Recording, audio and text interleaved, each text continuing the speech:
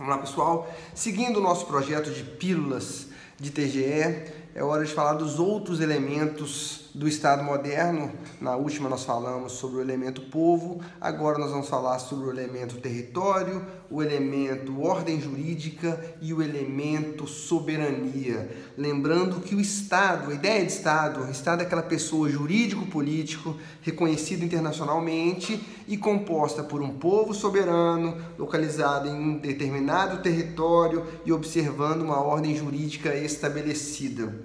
Nós vimos que o povo é o elemento subjetivo do Estado, chegou a hora de falar do território. E o território é o elemento espacial do Estado, onde que esse Estado se situa. E existem três teorias que vão tentar explicar como que se dá a relação do Estado com o seu território. A primeira teoria fala que o território, na verdade, é um domínio do Estado. O Estado seria dono do território no qual ele se situa, e essa teoria encontra um certo problema porque nós temos dentro do Estado propriedade privada. Então, depois tem toda uma complicação que eles vão explicar que o Estado cederia a propriedade privada para os seus donos, tal. Então, mas a primeira teoria fala que a relação do Estado com o seu território seria uma relação de domínio. A segunda teoria fala que é apenas uma relação espacial. O território nada mais é do que o local onde o Estado se situa. E a terceira teoria, que nós adotamos na teoria geral do Estado, é que o território, na verdade, é um elemento do Estado. Não existe Estado sem território. E o que compõe esse território? Seriam as terras, o mar territorial, o espaço aéreo e algumas abstrações reconhecidas internacionalmente, como aeronaves e embarcações de serviço. Beleza? Então, o elemento território é o elemento espacial do Estado. O terceiro elemento é a ordem jurídica, ou ordenamento jurídico, que nada mais é do que um conjunto de normas jurídicas, princípios e regras que são aplicáveis e exigíveis em determinado Estado.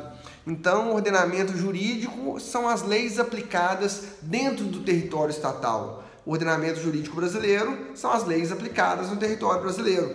Pode-se aplicar, pode-se exigir que seja aplicada uma lei americana no Brasil? Não. Um tratado internacional pode ser aplicado no Brasil apenas se o Congresso Nacional assim entender necessário e aprovar a sua implantação no território brasileiro. E por fim, nós temos o elemento soberania. E soberania vai ser a capacidade que um Estado tem de não se submeter a uma ordem internacional com a qual ele não concorde. Então, uma certa independência, esse é um conceito jurídico, soberania. A soberania não é um conceito puramente jurídico, né? Mas juridicamente os Estados são igualmente soberanos. Eu digo isso porque nós podemos ter uma soberania econômica, uma soberania bélica, uma soberania diplomática, e sobre esses outros pontos de vista, a soberania vai ser diferente. Os Estados Unidos da América, por exemplo, é um país economicamente extremamente soberano por causa do dólar, por causa da quantidade de ativos que possui, bélica, diplomaticamente também, nesse ponto de vista, a gente pode falar que o Brasil não é um país tão soberano assim de forma diplomática, porque, por exemplo, a gente não participa do Conselho de Segurança da ONU. Estados Unidos, França, Inglaterra, Alemanha seriam mais soberanos do ponto de vista diplomático do que o Brasil.